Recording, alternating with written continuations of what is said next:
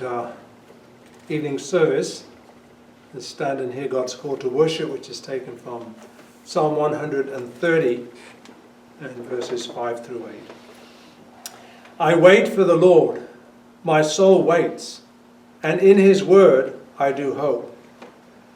My soul waits for the Lord more than for those that watch in the morning. Yes, more than those who watch for the morning.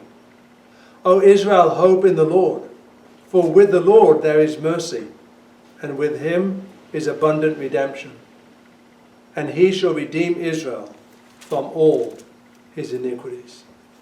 People of God, let's worship the Lord with joyful hearts. Our strength and help is in the name of the Lord, and he is the one that has created the heavens and the earth.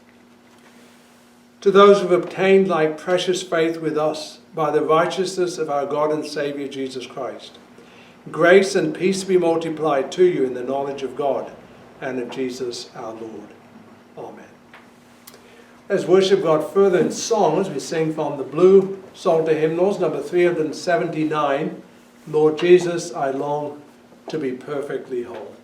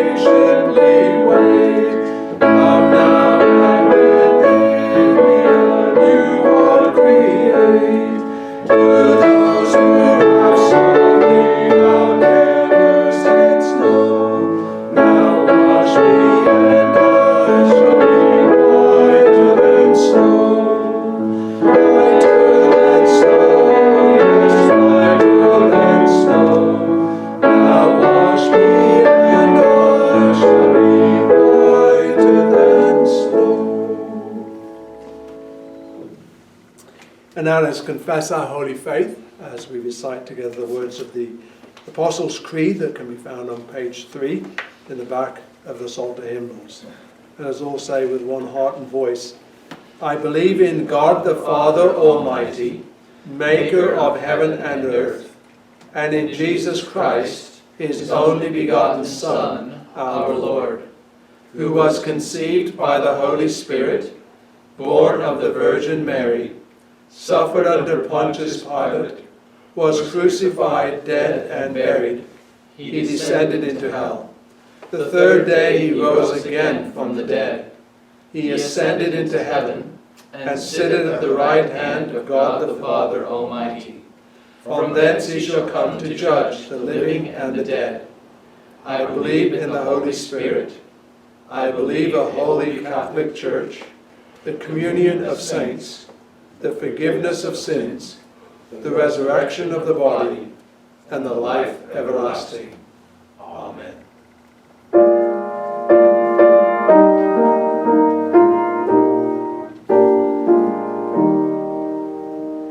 Glory be to the Father, and to the Son, and to the Holy Ghost, as it was in the beginning, is now, and ever shall be, world without end. Amen. Amen.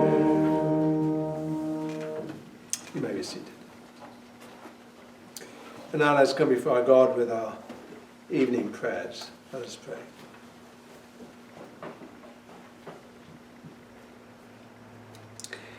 Our Father in heaven, we are thankful again to enter into our Sabbath rest, to close this day as we began, with our minds filled with your word and filled with you, to survey that which you have granted us through the Lord Jesus Christ, so that we might regain our strength, our confidence in that solid foundation that no man can lay, to know that our lives are stable in your sight, that you look at us as if we had never sinned and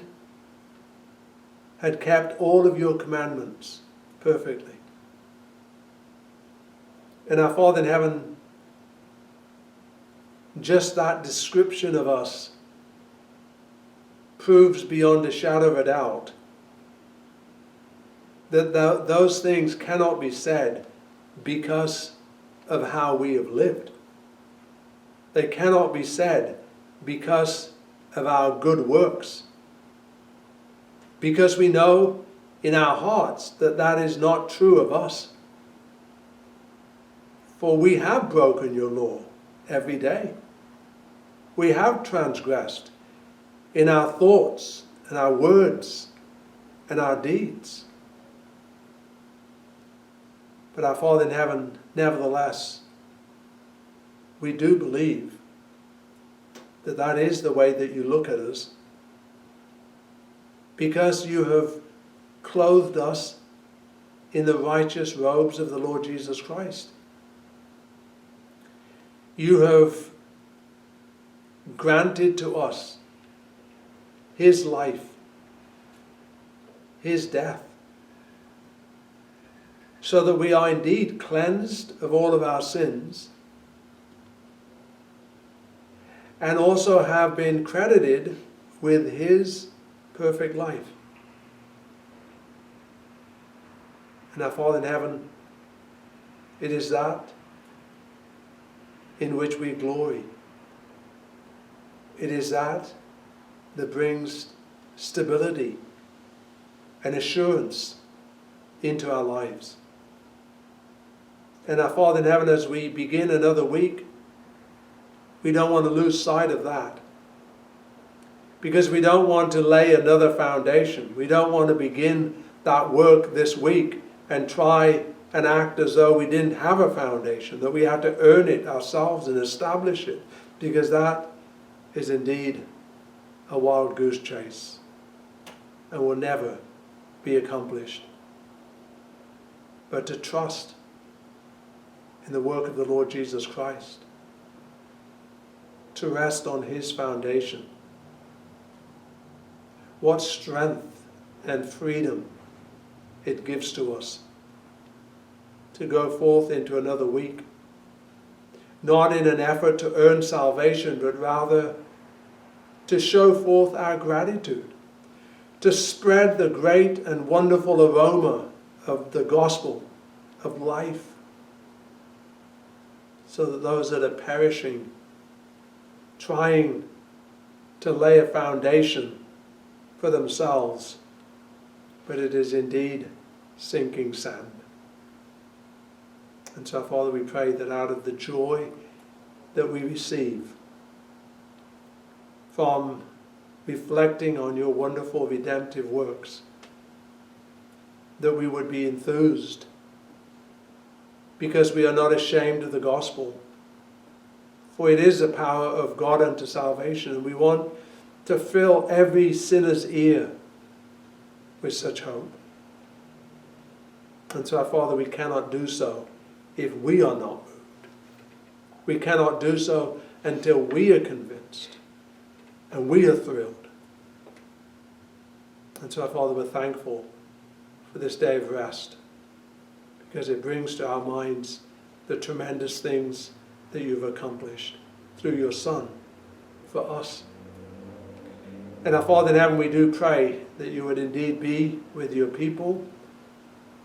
All that you have done for us in securing our salvation proves beyond any doubt whatsoever that you turn all things for our good, that you watch over us day by day. And the struggles that we face and the doubts that arise and challenges that come, that you will never leave us or forsake us, but that you will guide us and strengthen us by your Spirit and by your word, that you will cause us to persevere, that our faith will not fail, that we will indeed be brought to glory, to receive that wonderful heritage that is ours, that inheritance that you are keeping safe, and that you will bring us to in due time. And so, our Father, we pray that we may go forth into this week with confidence, knowing that we will be more than conquerors, but also as those that are fishermen of men, saving them from destruction, from your wrath, from your judgment.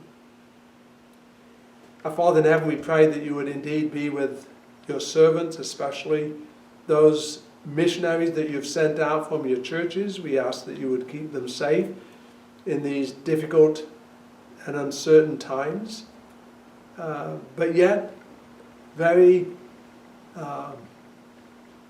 crucial times in terms of the need of the gospel and the exposure of the weakness of men. And so, Father, we pray that the fields may indeed be white with harvest, and that you would gather into your store those that you ordained to eternal life. Our Father in heaven, we pray that you would bless us this evening. We pray that you would open your word, that you would fix our minds on it, and that it would abide in our hearts, and that it would bring forth much fruit to your honor and to your glory. Hear our prayer, O Lord, and answer it according to your wisdom, in accordance with your most perfect will. For we pray these things in the name of our Lord Jesus Christ. Amen.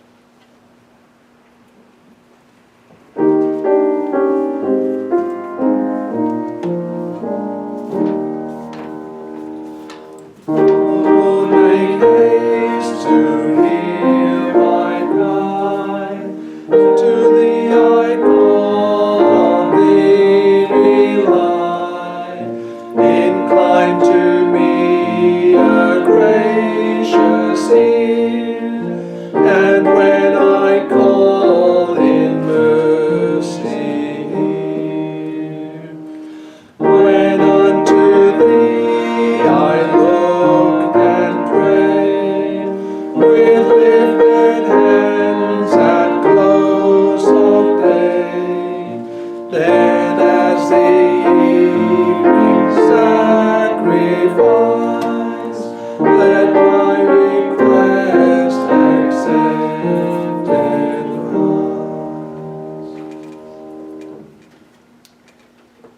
has turned to hymn number 352, Alas, and Did My Saviour Bleed?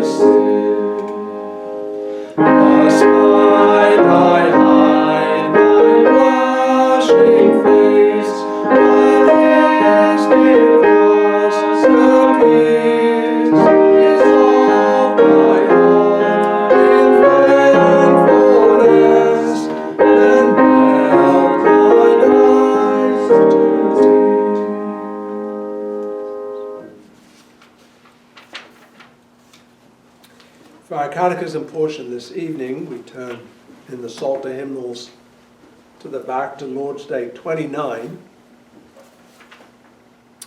and looking at two questions, 78 and 79. Continuing our look at the Lord's Supper. Question 78. Are the bread and the wine changed into the real body and blood of Christ? No.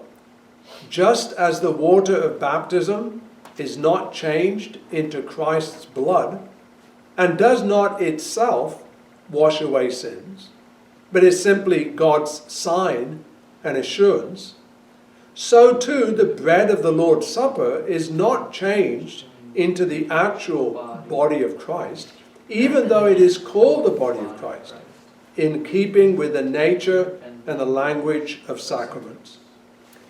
Why then does Christ call the bread his body and the cup his blood, or the new covenant in his blood? Paul uses the words, a participation in Christ's body and blood. Christ has good reason for these words. He wants to teach us that as bread and wine nourish our temporal life, so too his crucified body and poured out blood truly nourish our souls for eternal life. But more important, he wants to assure us by this visible sign and pledge that we, through the Holy Spirit's work, share in his true body and blood, as surely as our mouths receive these holy signs in his remembrance, and that all his suffering and obedience are definitely ours, as if we personally had suffered and paid for our sins. And then in light of that, reading from Matthew chapter 26 and verses 26 to 30. Matthew's Gospel, chapter 26, reading verses 26 to 30.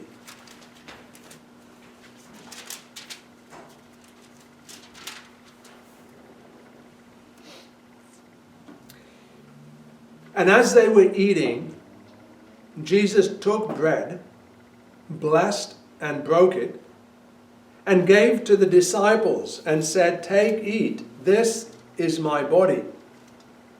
Then he took the cup and gave thanks and gave it to them, saying, "Drink from it, all of you, For this is my blood of the new covenant, which is shed for many for the remission of sins. But I say to you, I will not drink of this fruit of the vine from now on until that day when I drink it new with you in my Father's kingdom. And when they had sung a hymn, they went out to the Mount of Olives. So far the reading of God's Word.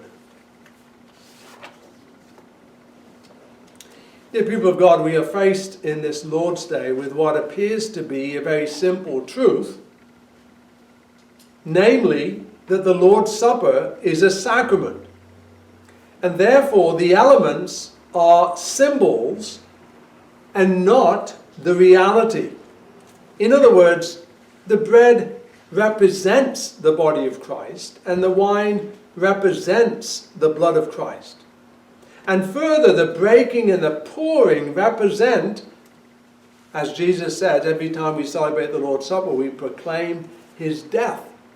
So that's what those actions teach us.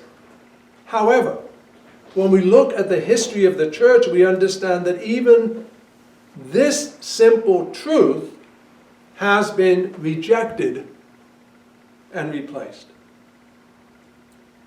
Now, some may be thinking, what does it matter whether someone thinks or claims that the elements are the body and blood of Christ, since in reality they are not?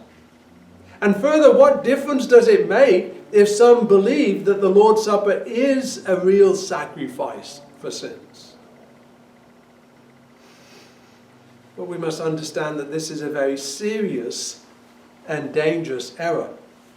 If someone would say that Jesus' death on the cross does not really forgive sin, even though we know that it does, would we say that it makes no difference for that person to be mistaken? Surely that person cannot be said to be a Christian and saved if he does not understand and believe the meaning of the cross as given in the Scriptures. Well, so too the Lord's Supper, as we have clearly taught, teaches us the gospel. And so any changes to it are changes to the gospel, and hence result in a false gospel, which is dangerous for the people believing the error, and therefore a threat to those that are true believers. We must then be very clear as to what the Lord's Supper teaches. And one important principle to keep in mind is that it is a sacrament, which means its function is to be a sign and a seal, an assurance, which things are not needed if it is the real thing. This Lord's Day, though simple, is a defense of the gospel of Christ, and hence must be understood and maintained. I wonder, boys and girls, if your parents gave you broccoli and then said, but it's really French fries, would you believe them and eat it? I'm sure we wouldn't. I'm sure they would say, but it looks like a broccoli. In fact, when I put it in my mouth, it is broccoli. So we can't fool them. Would you not trust your senses and say you were being fooled? But if in kindergarten you were playing and the teacher wanted you to imagine that you were in the jungle and that the cutouts were trees, would you think the teacher was mad? You know that they're not real trees. But we go along with it because we know it's pretend. They're representing trees. We know that they're not real trees. We know that the classroom is not a real jungle. So we understand that things represent things. Well, if we can understand that, then we can certainly understand the Lord's Supper, that it represents the Lord's death on the cross and is not the actual event itself. Well, how does the Catechism, and of course the writing of the Catechism, with the backdrop of the Roman Catholic Church, it was very real. That's what they were taught. That's what they were rebelling against. Luther, not only in terms of doctrine, but in terms of the practice, the false gospel had to be challenged. And so we can see this truth simply in terms of the elements. They are representations. They are not the reality. They are representations, the elements, that is, not the reality. When Jesus instituted the Lord's Supper, which we read in the Gospel of Matthew and in other Gospels too, we're told he took bread and blessed it and broke it and said, "Take, eat, this is my body."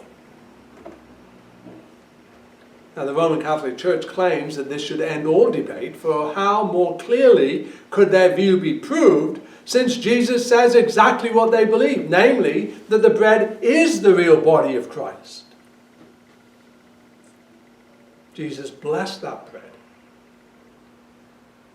And it became the real body. That's what they tell us. It became the real body of Christ. Even though it does not look like his body, but Jesus said it is his body.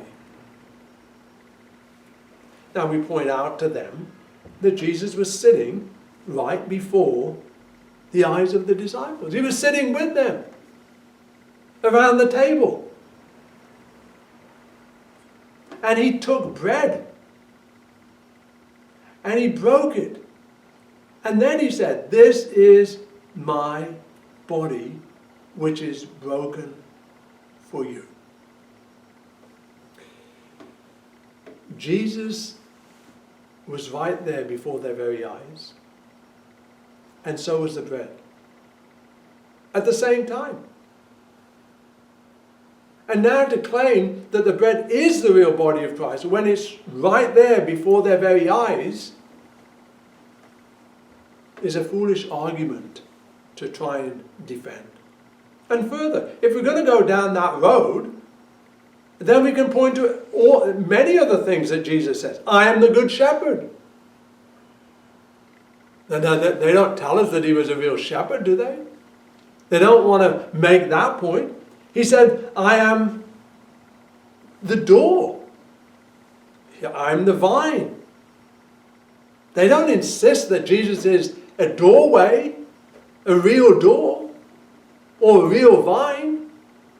But they're exactly the same words that he's using.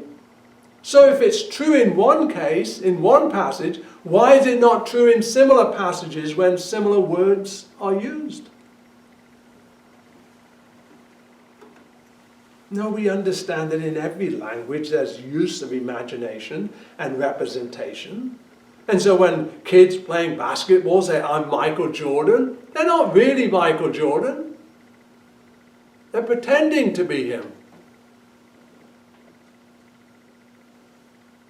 So when we read Jesus' words that the bread is his body, we well understand that it is representing his body. With this errors, of course, came many others. For as you can imagine, there are masses said all over the world and at the same time. And so the question is, how can the body of Christ, the physical body of Christ, be in all those places since we can only be in one place at one time in terms of our human nature?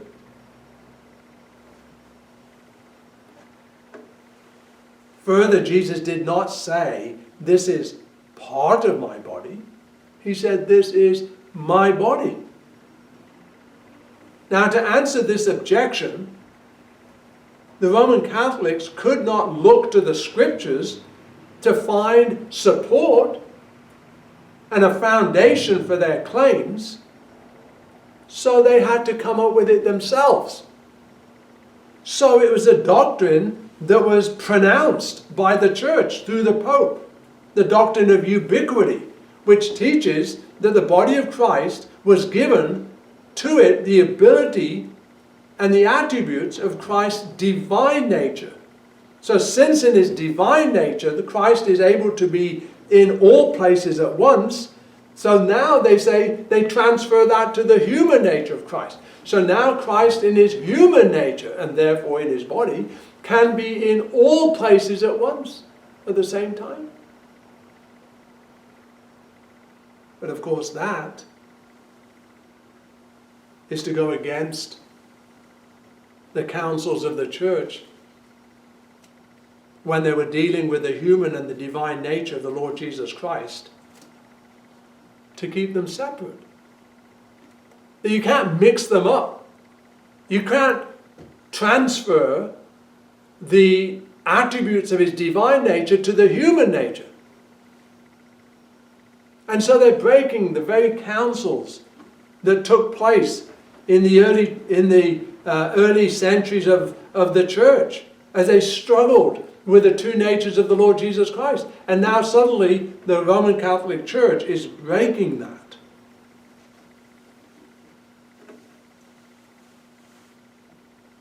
This is a great error, for it makes the human nature of Christ divine. Also, the bread is so obviously unchanged. But they claim that when the priest blesses the bread, then the body of the Lord Jesus Christ comes from heaven and joins itself to that bread, and it becomes that bread. And they call that change transubstantiation. Namely, the changing of the substance from bread to the body.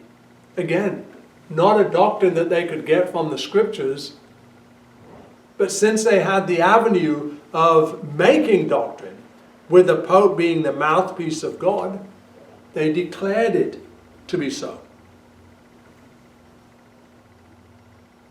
Now we can virtually say all that we have said about Jesus' words and apply it to the statement, "This is my blood." Here too the claim is made that the words clearly say that the wine is the blood of Christ. However, notice in verse 29, Jesus said that he would not drink of this fruit of the vine from now on until that day when he drinks it new with them in his Father's kingdom. Here we have Jesus, after blessing the cup, referring to it as wine. Further, again, he is sitting right there before their very eyes, and the blood is running through his veins. Further, we have the whole incident in John chapter 6, where Jesus clearly says to his disciples that the words that he spoke, which were that you have to eat my body and drink my blood, that those words that he spoke are spirit. He doesn't really mean that you have to drink his blood and eat his body. He said that's a foolish notion. How in the world are physical things going to help you spiritually? He said that about the Pharisees when they complained that his disciples didn't wash their hands before eating. And he's saying, how foolish. Holiness is not about things that enter our body. Things enter and they leave. They don't touch the heart. I don't mean the physical heart. They don't touch our nature. They don't change us. Now that profits nothing, the Lord Jesus Christ said, in terms of our redemption. I mean, they do profit in the sense that, as the sacraments do, they're signs and seals of confirming faith, but in and of themselves, they are not able to do any such things. It's only in their representation as they point to the reality.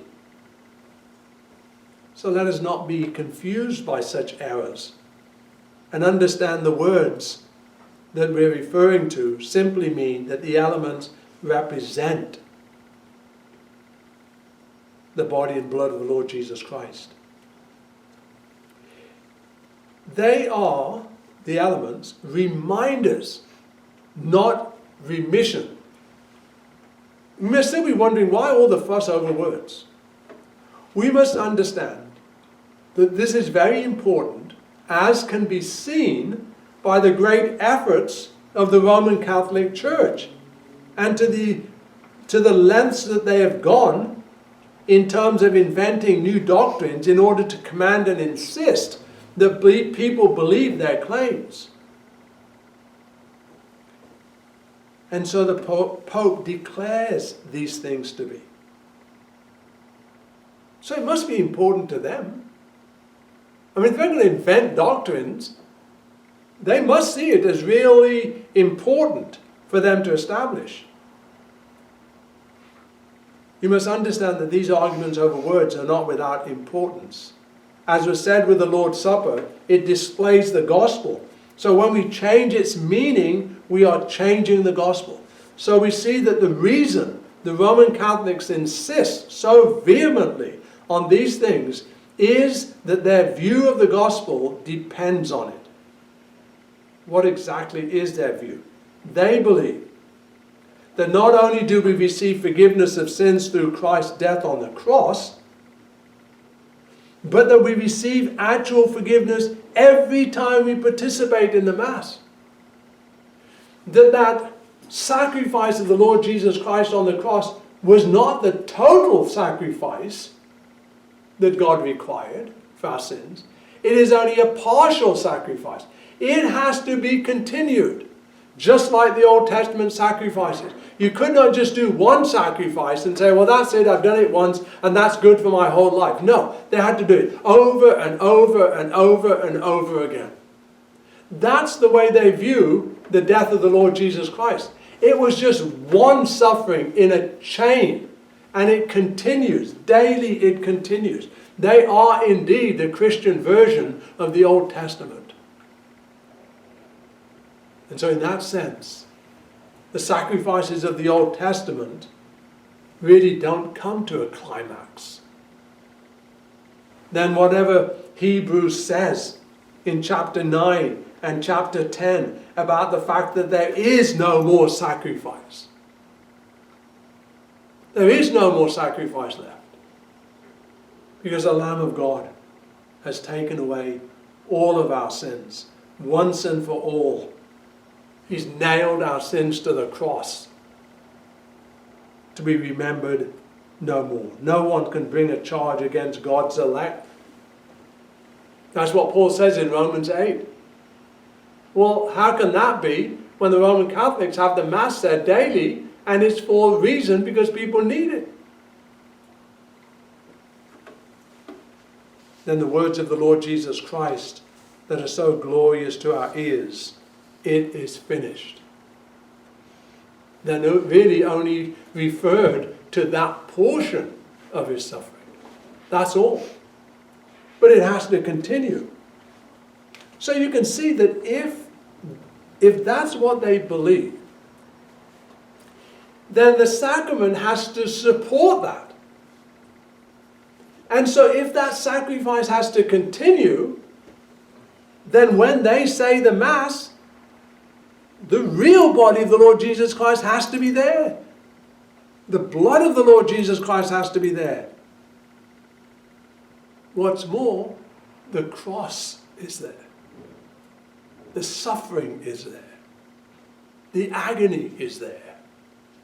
The Lord Jesus Christ continues to suffer. And so the whole notion of the fact that the Catechism teaches us, the fact that he died and he was buried, in other words, ending of that suffering, have to be set aside. No, the Lord Jesus Christ continues to suffer. And you can imagine if you fall into that trap of thinking that the Mass is the continuation of the sacrifice of Christ and does provide forgiveness of sins, then of course we want to do it as often as we can. And so they do. They do. Not only for those that are living, by the way, but also for those that are dead. So you can have Masses said for the dead. So it's not a reminder to them. It's actually remission. You're receiving forgiveness of sins as we celebrate the Mass, which undercuts our whole assurance, undercuts our confidence. We have to wait and see. And we believe that Christ's death on the cross cleansed us from all of our sins, once and for all. And the resurrection is proof that all was paid and God's justice was fully satisfied. He was raised for our justification. That's what Paul says in Romans chapter 4. He was raised for our justification. Because the prices had been paid. Now we receive the Holy Spirit. Now we are sealed. Now we have the Holy Spirit dwelling in us and telling us and assuring us that we can cry out, Abba, Father. And having been justified by faith, we have access into God's throne of grace. Now that's not talking about a partial salvation. That's talking about a salvation that is complete. We have been seated in the heavenlies. Our citizenship is in heaven, not on earth. And we're to set our minds on that. No, the sacraments and the elements do not bring remission of sins. They bring us a reminder. And how do we make the connection? They represent his body that was crucified on the cross and his blood that was shed on the cross. They bring us back to that one event that all of history looked to. That is our hope. But lastly, and in the second place, we see it in terms of the interpretation that is given. First of all, in terms of used earthly analogy. The question, of course, is raised, if all this is true, then why does Jesus confuse us by saying things like, this is my body and blood, as well as the bread and the cup are our participation in the body and blood of Christ? Now, as we've mentioned before, this is not at all confusing, for this is a very well understood part of every language. As I said, when we act out plays at school, we are given roles of people, perhaps. And we're not those people. One may be Mary, the mother of Jesus. Other may be Joseph. Someone may even be the donkey. We all understand that you have to call them by those names so that everyone understands who you are representing. That just because you say this is Mary and you address her that way doesn't mean that she is the actual historical person, the mother of our Lord Jesus Christ. No one thinks that. Everyone understands that. Now, all nations have understood the concept of place and hence claim that Jesus is confusing us with these words is simply foolish and not true at all. So Jesus' actions and words in no way lead anyone to error except those that reject the scriptures and seek to establish their own ideas and doctrines. Jesus was right there before their eyes. He wasn't trying to fool them. They understood exactly what he was saying. Jesus' words, we see that there is the use of analogy. This is too common in language for people to criticize. When we say something like, something is like so-and-so, we're engaging in analogy. When I use illustrations, I'm engaging in analogy. So Jesus is simply taking something that is very common and understood, namely the taking and eating of food and drink to nourish our bodies and sustain life, and using it to explain how the death of Christ on the cross is vitally necessary for us spiritually, just as food is necessary for us physically. Just as without food and drink we would soon die, so without Christ's death for us, we will die not only physically, but eternally. So Jesus is stressing how necessary it is for each of us to believe in him. Do you understand that if you do not believe in Christ, and this is shown by your not taking part in the Lord's Supper, then you are in a sense starving to death. The food is there, but you're convinced you don't need it. What a tragedy that would be in real life. How much greater is it spiritually? For forgiveness is there, but many refuse to repent and believe. So though the Lord's Supper does not forgive sins itself, don't fail to understand its intended message, namely that Christ's death does, once and for all, deliver us from God's wrath. And it's symbolizing nourishment of Christ. Not only does the Lord's Supper present the meaning and the necessity of the death of Christ, but it also teaches about how it is that we personally are affected. Not only do we see the elements and understand what they represent, and see them acted upon in terms of breaking and pouring, and understand the death of Christ on the cross is being symbolized, but we also engage in receiving the elements and eating and drinking them together. Now here again, analogy is used to explain our connection with Christ and his death. When we eat food, then we see that nourishment contained in the food is transferred to us by means of digestion.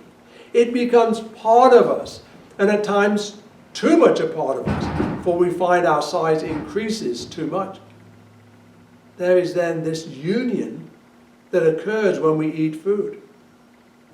Now this is used to teach us that as we eat the bread, Christ's body, and drink the wine, the blood of Christ, when we appropriate those realities to ourselves, then we are in effect being reminded and taught that as Christians, we have been given the benefits of Christ's death, such that it is as if we had personally died on the cross for our sins, and hence paid for them. I am crucified with Christ, says Paul. And we've been raised with him to newness of life. Now we may ask, how does it become ours? How does that happen? Well, the Roman Catholics teach us that it is the same way as you eat food and we receive it. In other words, by the doing of it, you get the actual reality. However, that is confusing analogy. Jesus himself stressed that food that we eat goes into our bellies, and afterward the nourishment is taken, it is discarded as waste. The point he is making was that it does not affect our heart in terms of our nature. So we must not trust in the actual food of the elements. They are simply used as analogy. We must understand that our digestive system can be represented by the Holy Spirit.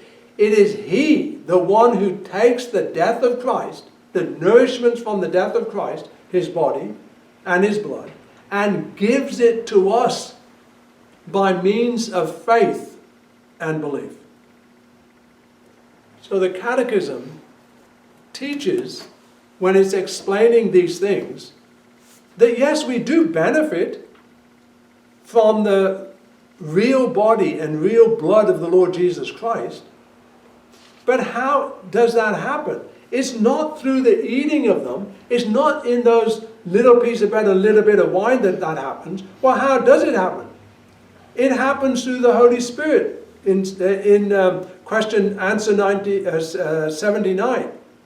Through the Holy Spirit's work, we share in His true body and blood as surely, right, here's the analogy, as surely as our mouths receive these holy signs in His remembrance. So we do actually benefit from the real body and blood of Christ, but it's not through the elements, it's not through eating those things. It is through the working of God's Holy Spirit. And that's why it's foolish for anyone that is not a believer to participate in the Lord's Supper. Because that's like somebody eating and has no digestive system. You have no way of appropriating the benefits of that food that you eat because you have no system in there. And so it's going to go in and just pass straight out. Nothing's going to be taken out of it. That's the work of the Holy Spirit. That the work of the Lord Jesus Christ, his death on the cross, is appropriated to us. And that's done by the work of the Holy Spirit. And it's only reflected in the elements. As we eat and drink, we know that this is a way we get nourishment from food, but this is a way we get nourishment from the death of the Lord Jesus Christ. It's through the working of God's Holy Spirit. And it conveys assurance. When we celebrate with this understanding, the Lord's Supper, not only does it give us grace by means we've mentioned, the things that we see, but also assures us of our salvation.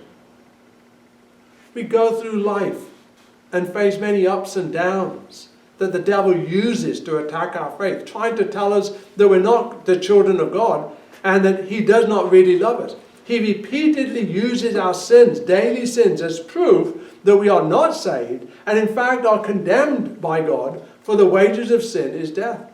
He can so easily bring us down in these ways. And it is for this reason that the Lord has given us the Lord's Supper, so that we would be reminded of our salvation. Christ's death on the cross. Once and for all, completed nearly 2,000 years. And we have no picture or movie of it, just as well, because we don't want to turn it into an idol. But we do have it given to us in the form of a sacrament in the Scriptures. However, we also are given a reminder in this personal and visible way, so that we would be continually reassured of our salvation. So we must hear that in the Lord's Supper, so that as you are welcomed and participate, that you understand that you are being shown that you belong to God and are part of his family, and that he has done everything necessary to forgive your sins and to nourish you for all that you need for life and godliness. So let us not participate without thinking, but allow those elements and those symbols to bring all of this wonderful truths to our hearts and to our lives, to honor him. Amen. Let us pray. Our Father in heaven, we're so thankful that you are so concerned that we never lose sight of the gospel, that we never fail to understand the basis of our peace with you, that it is through the Lord Jesus Christ, that he who knew no sin became sin for us, that we might become the righteousness of God. And so, Father, we pray that that would be our defense against the devil's attacks and our own doubts and failures. That we would be reminded that the Lord Jesus Christ gave his body and shed his blood once and for our sins, and has removed them as far as the east is from the west. Our Father in heaven, we pray that we would always have that comfort and assurance, and in that confidence to serve you all the days of our life. For we pray these things in the name of our Lord Jesus Christ. Amen. Let us stand and respond as we sing from the blue hymnals, number 376, O Christ, our hope, our heart's desire.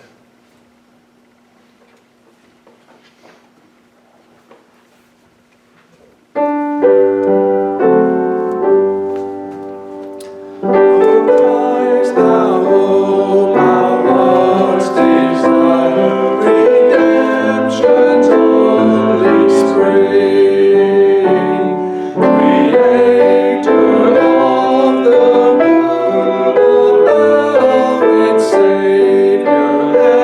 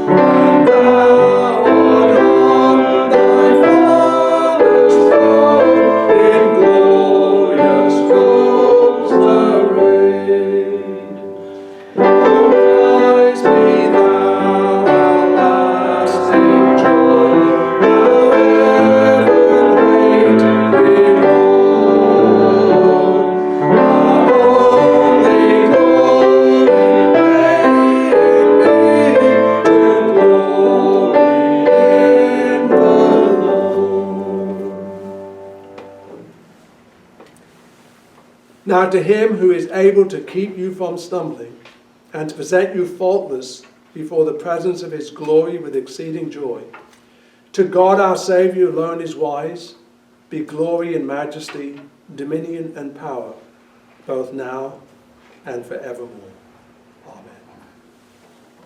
Amen.